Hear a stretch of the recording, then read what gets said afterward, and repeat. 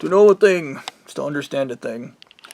Carl Jung didn't actually say anything about ADHD, but what he did have was this thing called, he did talk about was manic mood uh, disorder or some crap like that, which is, I guess, the original recognition that ADHD existed just before ADHD was actually diagnosed.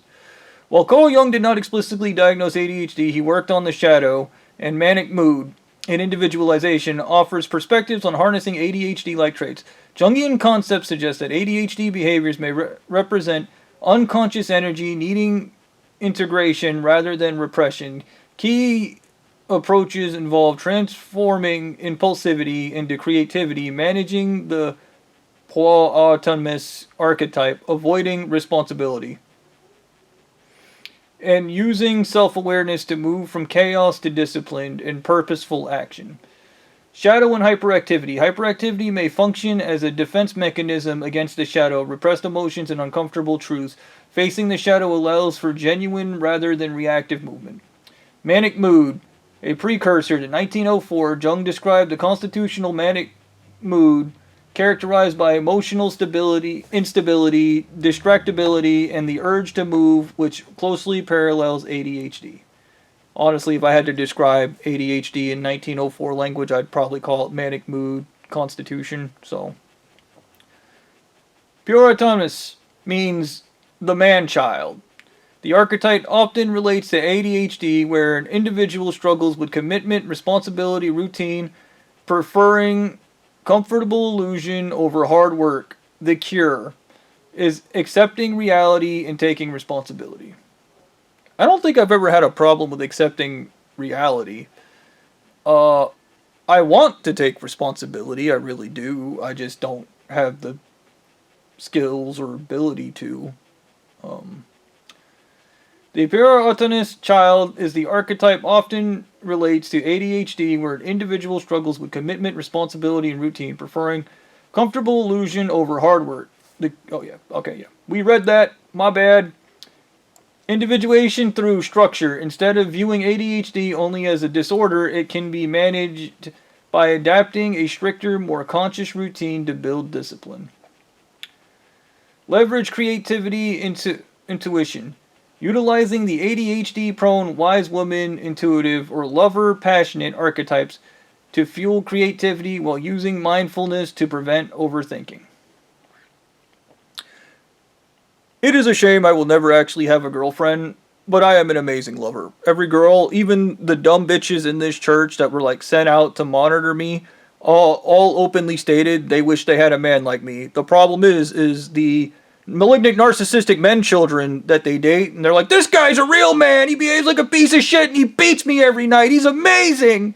They think that's a man. And literally when I worked at Papa John's, this isn't a joke. Like, even talking to the women, they're like, that's what a real man is. If you like being abused, date a Christian, I guess. Make the unconscious conscious, actively analyzing why tasks are avoided rather than just impulsively skipping them. A process that stops fate from directing life. Build discipline. Rely on medications. Move away from relying on medications toward building internal structure, discipline, handle this. I am an exceptionally disciplined individual.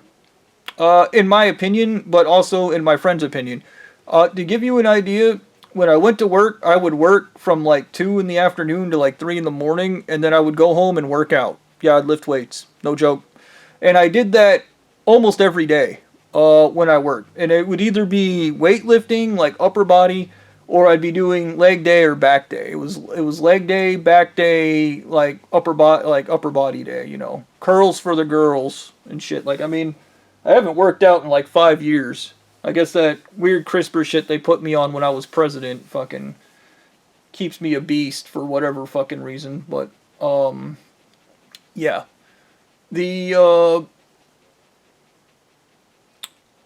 I don't know what to say about not having discipline, like responsibility maybe, but the biggest issue I have right now is because it's kind of weird how ADHD parallels a narcissistic mindset when you don't feel your emotions. And obviously the reason I'm so emotionally dysregulated is I gave myself permission to feel my emotions.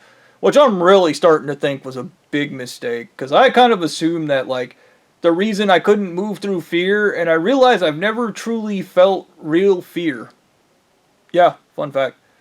Until I had to do this court thing, to which I am randomly terrified. And I'm starting to wonder if I'm just hypnotized to be terrified of it, if it's irrational. Because I was like looking at all these other videos and just trying to understand the ADHD brain doesn't really make sense when it comes to fear, because it says they operate great in terrifying environments. I have been calm during like absolutely insane fucking events, and it's part of like stoicism. But I also realize one of my biggest problems right now is hopelessness. And I don't really care about fucking really anything else. And once again, ADHD has bad time management. I've always had bad time management, so I guess you could chalk that up to ADHD.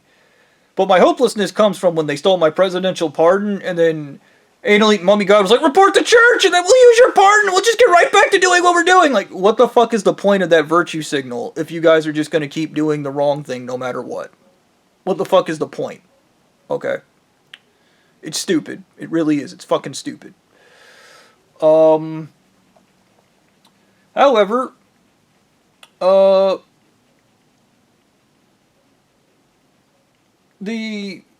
was I going with this?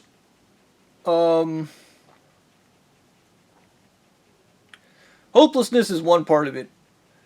The other thing that, this guy pointed out, outside of the weird skills that ADHD people have, like problem-solving skills, operating in chaos. I think I mentioned that. I'm really good at operating in chaos. I don't really care. I've always, dude, even in drawing, I've always hated learning structures. It's only been recently since I've been taking Choline that I've actually been doing structured drawings, and they actually look way better than non-structured drawings. I used to absolutely hate drawing structures for the longest time.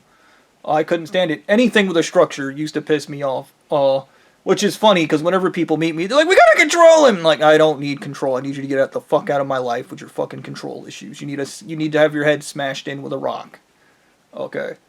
But, yeah.